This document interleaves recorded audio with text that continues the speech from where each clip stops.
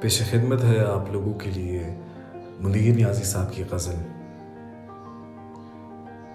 रंजे फ़िराक़ यार में रुसवा नहीं हुआ,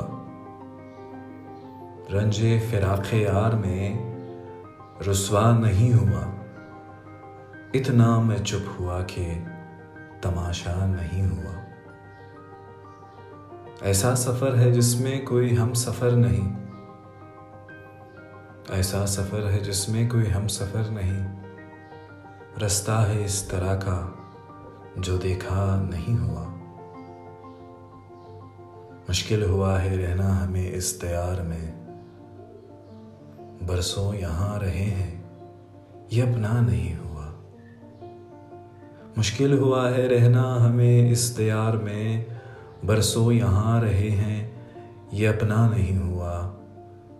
वो काम शाहे शहर से या शहर से हुआ, वो काम शाहे शहर से या शहर से हुआ, जो काम भी हुआ है वो अच्छा नहीं हुआ।